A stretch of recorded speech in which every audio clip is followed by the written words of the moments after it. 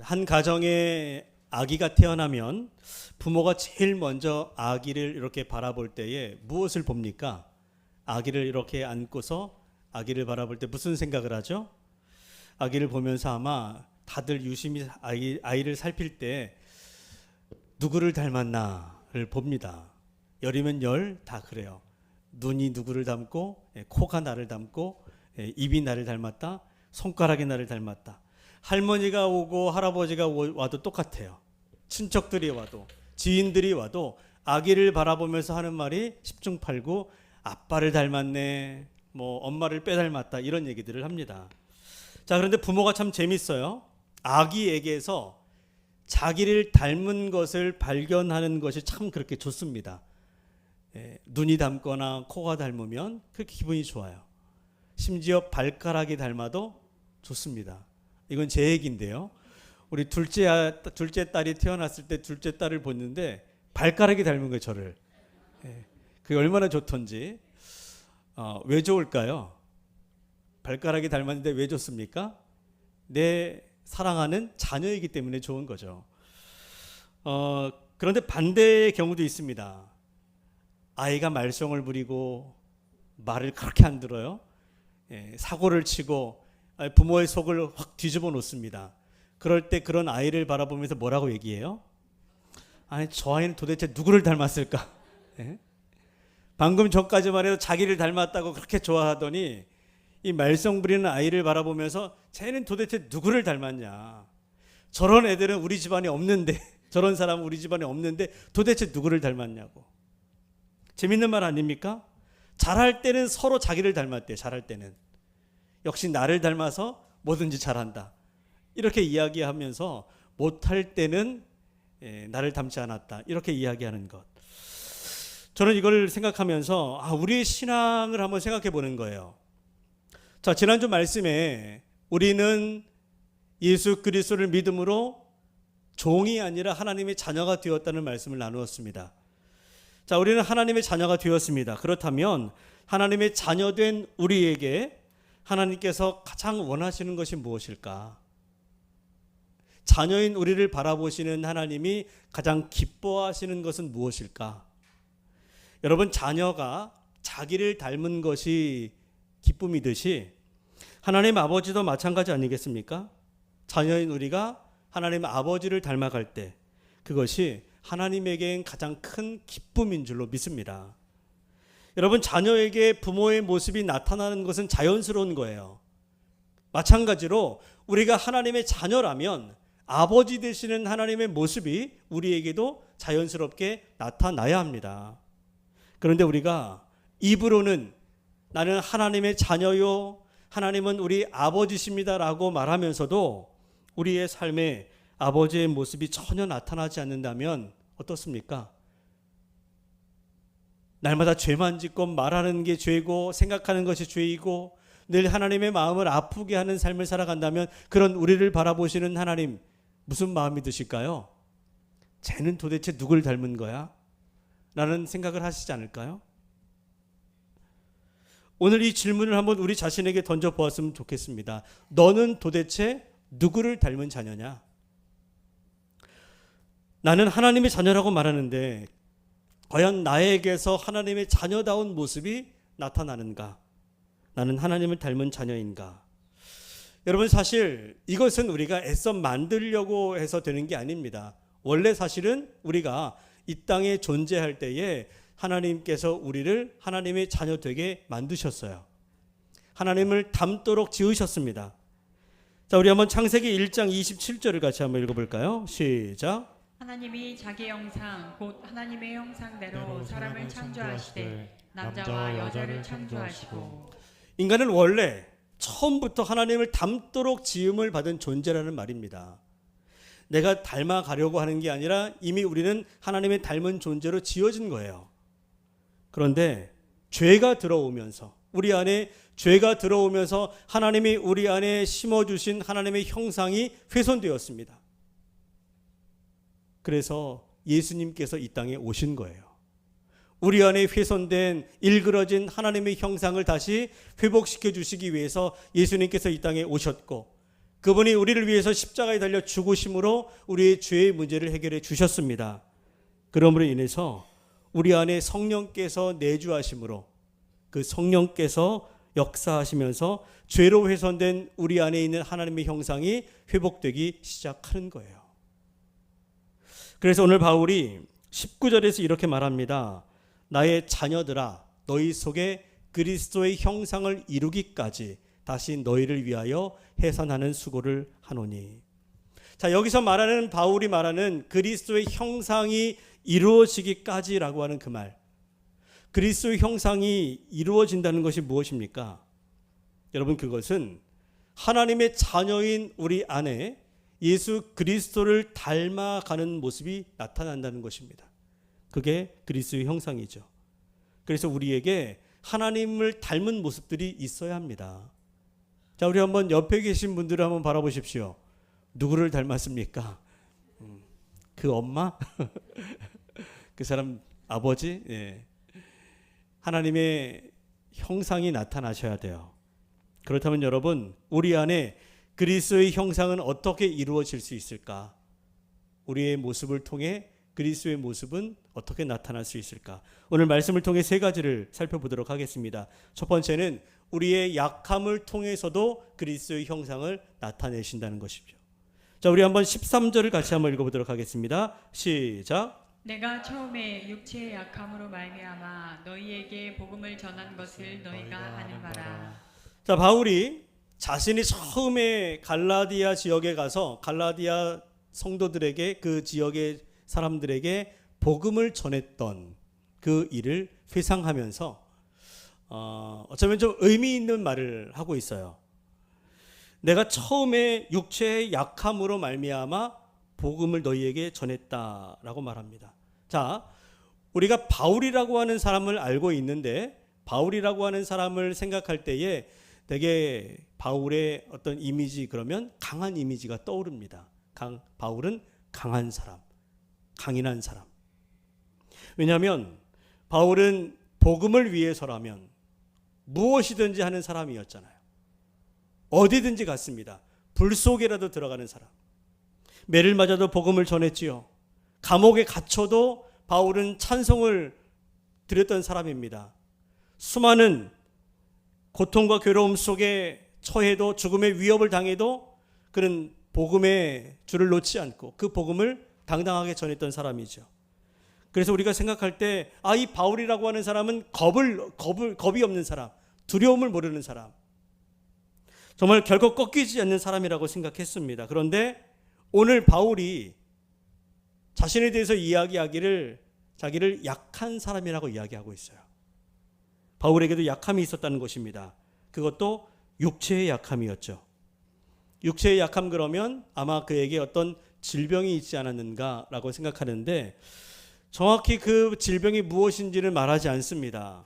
다만 오늘 갈라디아서 4장 15절을 보면 이런 표현이 있어요. 너희가 할 수만 있었더라면 너희 눈이라도 빼어 나에게 주었으리라.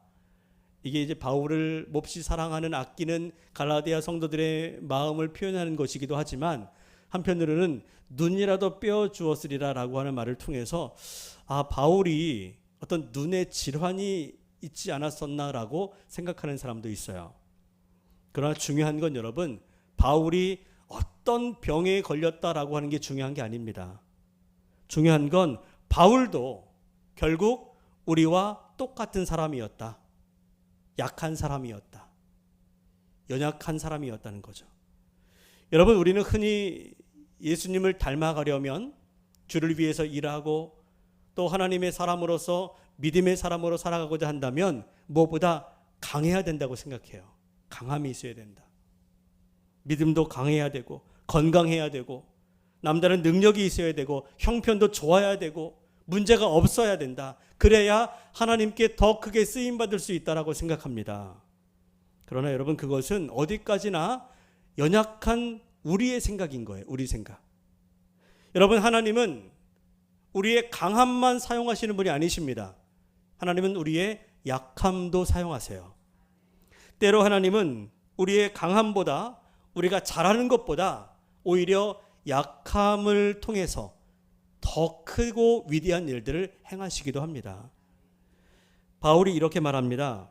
내가 처음에 육체의 약함으로 말미암아 너희에게 복음을 전한 것을 너희가 아는 바라. 처음에 바울이 자신의 육체의 약함으로 인해서 갈라디아 사람들에게 복음을 전하게 되었다는 거예요. 아마 이런 사연이 있는 것 같습니다. 바울에게 본래 갈라디아 지역에서 복음을 전할 생각이 없었던 거예요, 처음에는. 그래서 잠시 들렸다가 볼일을 보고 다른 곳으로 가려고 했는데 육체의 약함, 몸이 갑자기 좋지 않아서, 갑자기 아파서 어쩔 수 없이 갈라디아 지역에 며칠 머물 수밖에 없는 상황이 벌어진 거죠. 그런데 그 기간에 잠깐 갈라디아 지역에 머무는 동안에 갈라디아 지역 사람들에게 복음을 전할 기회가 생긴 겁니다. 우연찮게.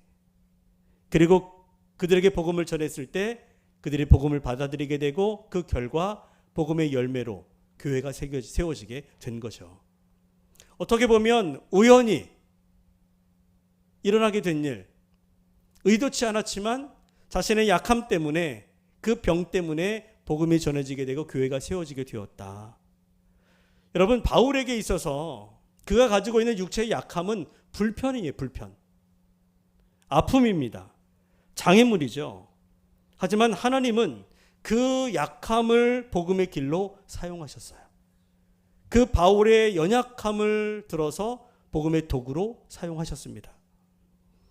자, 여러분 생각해 보십시오. 우리에게도 오늘 누구에게나 약함이 있습니다. 몸이 약할 수 있고요. 지식이 부족할 수 있고, 가정의 아픔이 있고, 성격적으로 약점이 있을 수 있고, 과거의 실패와 상처가 있을 수 있습니다. 그래서 우리가 늘 기도할 때 잘하는 기도가 뭡니까? 하나님, 이 문제 좀 해결해 주십시오. 나의 이 약함의 문제를 해결해 달라고 기도 많이 하잖아요. 이것만 해결되면 제가 정말 잘하겠습니다. 이 병을 고쳐주시면 제가 더 열심히 섬기겠습니다. 이 형편만 바뀌면 정말 제대로 믿음으로 한번 살아보겠습니다. 우리가 이런 결단과 그런 간절한 기도를 주님 앞에 드리죠. 그런데 때론 야속하게도 우리 하나님은 내가 기도한 대로 바로 응답해 주시지 않습니다. 내가 원하는 때에 내가 원하는 방법으로 내 문제를 해결해 주지 않을 때가 더 많아요.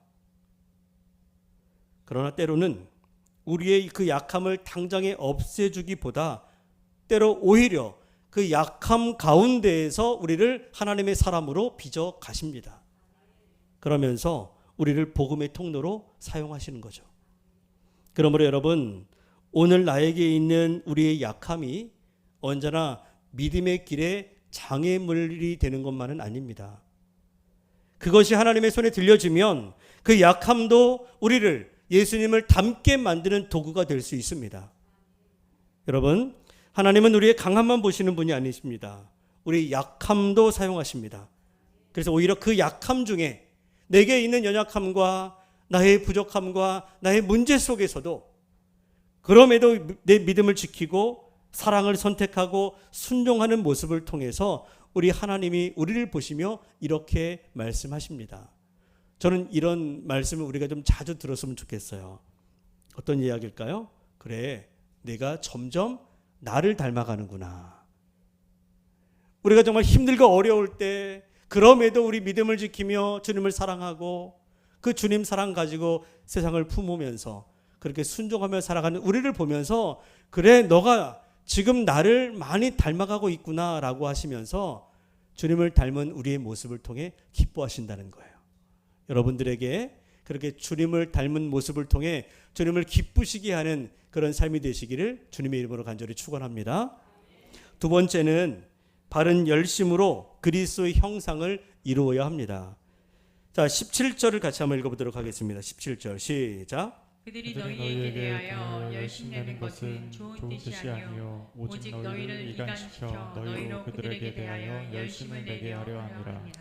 자, 이것은 당시 갈라디아 교회에 들어와서 그 갈라디아 교회를 혼란스럽게 했던 거짓 교사들에 대한 말씀입니다. 자, 이 거짓 교사들에게도 열심이 있었어요. 열심. 그들이 열심히 갈라디아 성도들을 찾아다닙니다. 열심히 말씀을 가르치고 또 열심히 사역을 했어요. 누가 봐도 열심히 했습니다. 그런데 바울이 볼 때에 바울의 눈에는 그들의 열심이 어떻게 보였는가 하면 오늘 성경에서 이렇게 말하죠. 그 열심은 좋은 뜻이 아니요. 그 열심은 좋은 뜻이 아니다. 좋은 열심이 아니었다는 것입니다.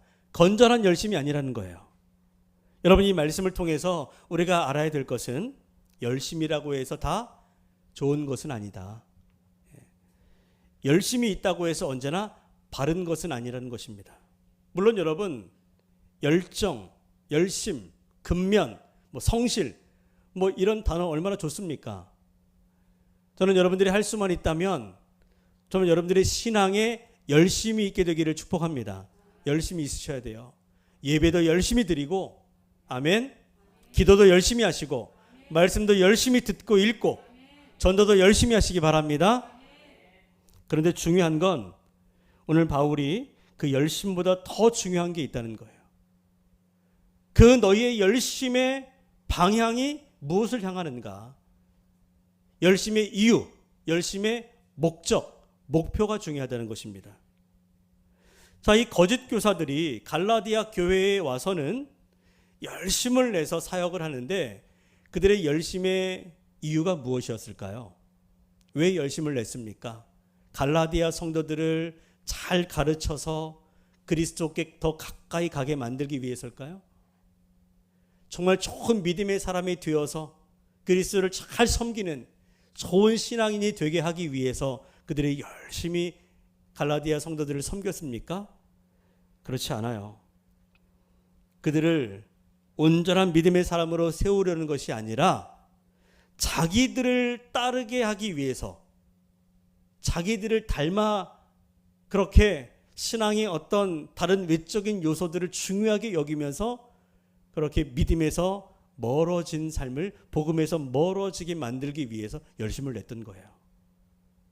자, 여러분, 오늘 이들의 모습을 보면서 또 바울이 그 열심은 좋은 열심이 아니라고 책망했던 것을 우리가 들으면서 한번 우리 안에 있는 열심을 한번 생각해 볼 필요가 있지 않겠습니까?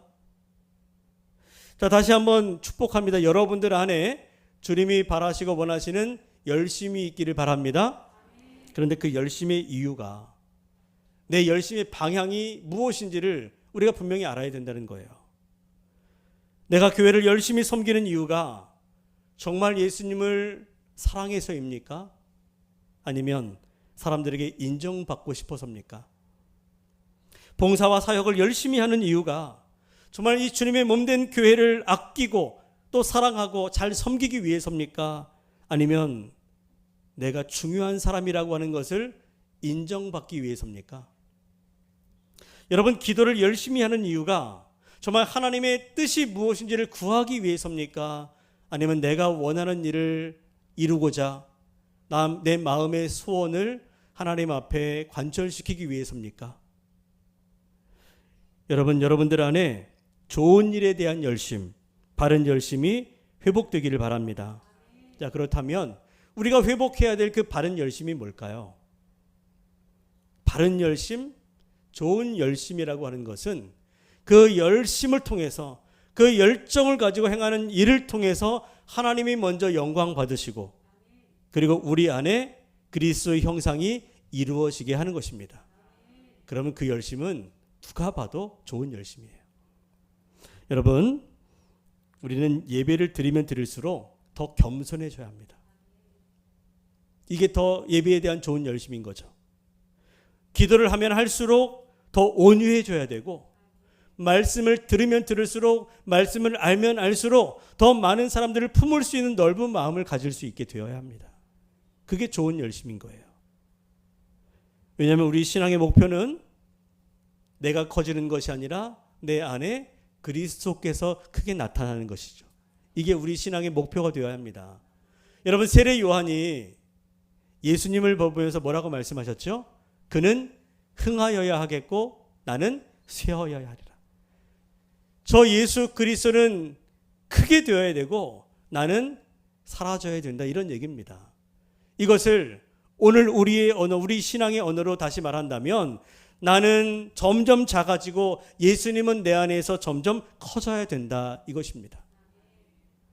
여러분, 내가 예수를 믿을수록 내 고집은 작아져야 되고 예수님의 마음은 커져야 돼요. 내가 예수를 믿으면 믿을수록 내 안에 내 욕심은 작아지고 예수님의 사랑은 더 커져야 합니다. 그게 맞는 신앙이죠. 내가 주를 사랑하면 할수록 내 뜻을 주장하기보다 하나님의 뜻을 더 구할 수 있어야 합니다. 이것이 바로 내 안에 그리스도의 형상이 이루어지는 것입니다. 여러분, 그리고 이것이 바로 우리 감리교회가 강조하고 말하는 성화의 삶인 거예요. 나는 죽고 예수로 살아나는 것. 여러분, 단순히 종교적으로 열심히 있는 사람이 좋은 열심을 가지고 있는 것이 아닙니다. 예배 열심히 드리고 기도 열심히 하고 물론 좋아요. 그러나 그 열심을 통해서 그리스도의 형상이 나타나는가? 정말 예수님을 닮아가는 성도가 되는가? 이게 중요한 거죠. 하나님을 사랑하고 이웃을 사랑하고 때로는 원수까지 품을 수 있는 그런 큰 마음을 가질 수 있다면 그는 분명 하나님의 자녀로 그리스도의 사람으로 변화되어 가고 있는 것입니다. 그렇게 살아갈 때 우리 안에 그리스도의 형상이 이루어지게 될 것이고 그런 우리를 바라보시면서 하나님은 또 뭐라고 말씀하실까요? 우리 아버지께서 그래, 너 정말 나를 점점 닮아가는구나. 그러면서 크게 기뻐하실 줄로 믿습니다. 그런 하나님의 자녀가 되시기 바랍니다. 세 번째는 그리스도의 형상을 이루기까지 다시 해산의 수고를 해야 합니다. 자, 우리 본문의 중심 오늘 19절을 다시 한번 읽어보도록 하겠습니다. 시작. 나의 자녀들아 너희 속에 그리스도의 형상을 이루기까지 다시 너희를 위하여 해산하는 수고를 하나니. 자, 바울이 그냥 너희를 위해서 해산의 수고를 한다라고 말하지 않고 다시 너희를 위해서 해산하는 수고를 하노니라고 말합니다. 여기서 중요한 단어는 다시예요. 다시. 저는 이 다시라고 하는 말이 참 의미 있다고 생각합니다. 우리 남성들은 잘 모르겠지만 여성들이 아기를 낳을 때에 겪는 그 해산의 고통은 이루 말로 표현할 수 없는 큰 고통이라고 말합니다. 첫 아기를 낳을 때에는 사실 우리 여성들도 첫 아기를 낳을 때에는 그 고통이 얼마나 큰지 정확히 몰라요. 낳기 전까지는. 힘들 것이다. 아플 것이다. 그런 막연한 두려움은 있지요. 그런데 정말 얼마나 아픈지는 정작 모릅니다. 하지만 첫 아기를 낳고 난 뒤에는 분명히 알아요. 경험을 했으니까. 그 진통이 얼마나 힘든지 알고 아기를 그 낳는 과정이 얼마나 고통스러운지를 알고 몸이 얼마나 힘든지를 압니다. 그러니 그런 해산의 수고를 겪고 나서 그 고통이 얼마나 큰지를 알면서 둘째 아이를 낳는다는 거 여러분 쉬운 일일까요? 대답이 없습니다. 어려우니까 대답을 안 한다고 생각할 것 같아요. 저는 그렇게 말해서 뭐 하냐 이런 거죠. 얼마나 힘들겠습니까? 그런데 둘째 아이를 낳는다는 거예요. 셋째도 낳고. 제가 얼마 전에 그 몇 번 이제 목사님들과 또 사모님들 만나가지고 이제 교제하면서 차를 타고 어디를 가는데 차 뒤편에 이렇게 앉아 있는데 사모님들끼리 서로 이야기하는 게 들려요. 근데 아기를 낳을 때 얘기를 하는 거예요, 막 출산 때 얘기를. 그러면서 어떤 사모님이 저희보다 나이가 한 10살 정도 많으신 분인데 당신은 아기를 낳을 때 첫 아기를 낳을 때 너무 힘들어가지고 둘째 낳을 때는 수술을 했대요. 그러니까 첫째 아이를 낳을 때 너무 힘들어가지고 둘째 아이 낳기가 겁이 나는 거예요. 두려워가지고 그래서 수술을 했다. 그렇게 이제 이야기를 하더라고요. 제가 뒤에서 그 얘기를 들으면서 그냥 웃고만 말았었는데 생각해 보니까 말씀을 준비하는 가운데 아 그렇구나. 힘드니까 그럴 수도 있겠다. 그런데도 둘째 아이를 또 낳고 셋째를 낳는 분들 대단한 용기 아니겠어요? 왜 아이를 낳습니까? 고통을 잊은 건가요? 안 아픕니까? 아닙니다. 해산의 고통보다 해산의 기쁨이 더 크다는 것을 알기 때문이죠. 아이를 품에 안는 그 기쁨, 새 생명을 바라보는 기쁨, 또 그 아이가 자라가는 과정을 바라보는 기쁨이 얼마나 큰지를 알기 때문에 그래서 해산의 수고를 다시 감당하는 거죠. 저는 이 갈라디아 교회 성도들을 바라보는 바울의 마음이 바로 이와 같다는 생각을 하게 됩니다. 그가 내가 너희를 위해서 다시 해산의 수고를 하겠다라고 말했던 그 바울의 마음이 어떤지를 알겠어요. 자, 바울이라고 하는 사람이 복음을 전할 때에 편하게 복음 전한 적이 없습니다. 언제나 어려움이 있었어요. 늘 대적자들과 부딪혀서 매를 맞고 모욕을 당하고 몇 번 죽을 고비를 넘기기도 했습니다. 또한 여러분, 바울은 이미 갈라디아 성도들을 위해서 한 번 해산의 수고를 했어. 육체의 아픔이 있었잖아요. 육체의 아픔에도 불구하고 힘들고 어려운 중에도 복음으로 그들을 낳았습니다. 말씀을 최선을 다해서 가르쳤고, 그 결과 이 갈라디아 성도들이 복음을 받아들이고 예수를 믿고 교회를 세웠잖아요. 한 번 해산의 수고를 한 겁니다. 그런데 그 해산의 수고를 통해서 갈라디아 성도들이 예수를 믿고 하나님의 자녀가 되고 교회가 세워지는 것을 보면서 너무 좋았던 거예요. 너무 좋았어요. 그리고 무엇보다 그들을 바라보는 하나님의 마음이 얼마나 기뻤는지, 하나님이 얼마나 좋아하셨는지를 알기 때문에 바울은 자신의 육체의 아픔에도 불구하고 다시 해산의 수고를 감당하겠다고 고백하는 거죠. 바울은 포기하지 않았습니다. 그가 힘들지 않아서가 아니에요. 고통을 몰라서가 아닙니다. 그럼에도 불구하고 복음을 듣고 한 영혼이 새로워지고 한 가정이 변화되고 한 지역이 새롭게 변화되는 것을 보면서 한 영혼이 주님께로 돌아올 때 하나님 아버지가 얼마나 기뻐하시는지 알기 때문에 그 수고를 다시 감당하겠다는 것이요. 여러분, 이것이 바로 바울의 마음속에 있었던 사랑입니다. 여러분, 사랑은 한 번 수고하는 것으로 끝나지 않습니다. 다시 수고하게 됩니다. 그리고 오늘 바울의 수고에는 분명한 목표가 있어요. 오늘 성경에서도 바울이 고백하기를 너희 속에 그리스도의 형상이 이루어지기까지, 너희 속에 그리스도의 형상을 이루기까지 내가 다시 해산의 수고를 하겠다. 여기서 중요한 말이 이루기까지 아닙니까? 무슨 말입니까? 그리스도의 형상이 이루어지기까지 내가 포기하지 않겠다는 거죠. 포기하지 않겠다. 때로는 힘들고, 때로는 낙심이 되고, 때로는 정말 실망스러워도 내가 끝까지 이 복음을 들고 너희들에게 이 복음을 전하겠다. 내가 너희들을 다시 하나님의 사람, 하나님의 자녀가 되게 하기까지 쉬지 않겠다라고 말하는 것입니다. 자, 그런데 여러분, 여기 한 가지 더 중요한 게 있어요. 정말 이 바울이 그 그리스도의 형상을 이루기까지 포기하지 않는 마음으로 열정을 가질 수 있게 되었던 것.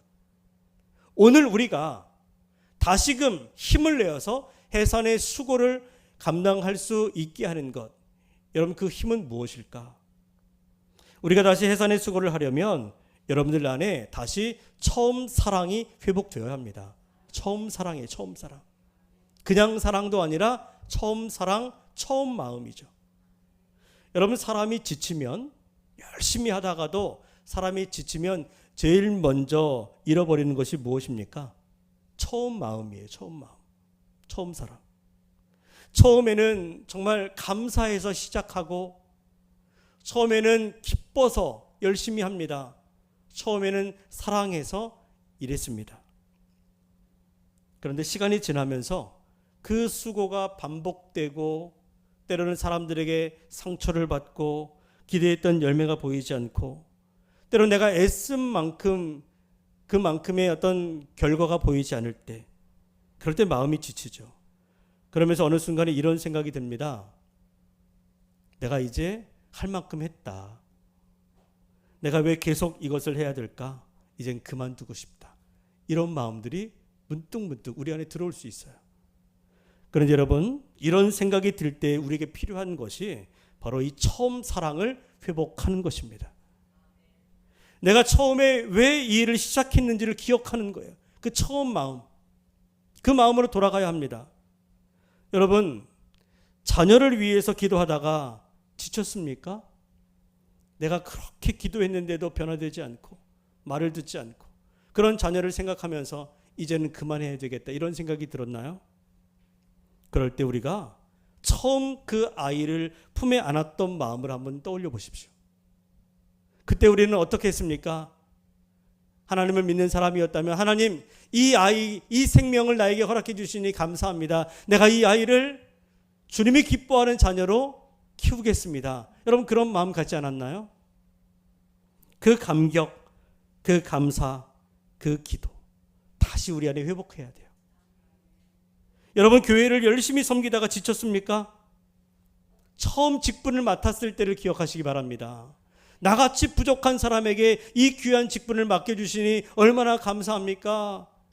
정말 몸둘 바를 모르겠습니다 라고 했던 그 감격, 그 감사의 고백이 여러분들 안에 다시 살아나셔야 합니다. 우리 신앙도 마찬가지예요. 처음 예수님을 믿었을 때를 한번 기억해 보십시오. 그때는 죄사함 받은 것이 감사했고 예배 드리는 것이 기뻤고 말씀 한 구절이 그렇게 귀했고 기도하는 것만으로도 눈물이 나고 마음이 뜨거워지지 않았습니까? 그런데 시간이 지나면서 예배가 습관이 되고 봉사가 짐이 되고 직분은 부담이 되고 사랑이 식어버릴 수 있습니다. 그때 우리에게 필요한 것 그것이 무엇입니까? 다시 열심을 내는 게 아니에요. 그럴 때 필요한 것이 바로 다시 처음 사랑을 회복하는 것입니다. 왜냐하면 수고는 의무만으로 지속할 수 없는 거예요. 그러나 사랑은 다시 수고하게 만듭니다. 오늘 바울로 하여금 다시 해산의 수고를 감당할 수 있게 만든 힘, 그것은 결국 처음 사랑인 거예요. 복음에 대한 사랑, 주님이 나를 사랑하셨던 그 감격이 그 안에 다시 회복되었기에 그는 그 마음으로 다시 해산의 수고를 감당했던 것입니다. 여러분, 오늘 우리가 이루어야 될, 우리 안에 가져야 될 그리스도의 형상, 이 성화의 삶은 한 번의 결심으로 이루어지는 게 아닙니다. 한 번의 수고로 되는 것이 아닙니다. 넘어지면 다시 일어나고 실패하면 다시 회개하고 그러면서 내 안에 그리스도의 형상이 온전히 이루어질 때까지 성령의 은혜 안에서 계속 자라가야 합니다. 그래야 돼요. 그래서 다시 해산의 수고를 한다? 여러분 이것은 단순히 내가 다시 힘을 내겠다는 것이 아니에요. 처음 사랑을 회복하여 다시 시작하는 것입니다. 오늘 여러분들 안에 주님을 향한 처음 사랑이 회복되기를 바랍니다. 교회를 향한 처음 사랑, 성도를 향한 처음 사랑, 그리고 내 안에 회복된 그 사랑으로 끝까지 포기하지 않고 해산의 수고를 감당해야 합니다. 그러면 어느새 나도 모르게 우리 속에 하나님 아버지께서 가장 기뻐하시는 하나님 아버지의 형상, 그리스도의 형상이 온전히 이루어지게 될 것입니다. 사랑하는 여러분, 여러분들 안에 예수님의 모습이 조금씩 선명해지는 그 기쁨을 누리게 되기를 바랍니다. 그리스도의 형상을 온전히 이루기까지 다시 사랑하고 다시 기도하고 다시 수고하면서 우리에게 주어진 이 믿음의 길 끝까지 그리고 힘있게 걸어가는 우리 모두가 되기를 예수님의 이름으로 간절히 축원합니다.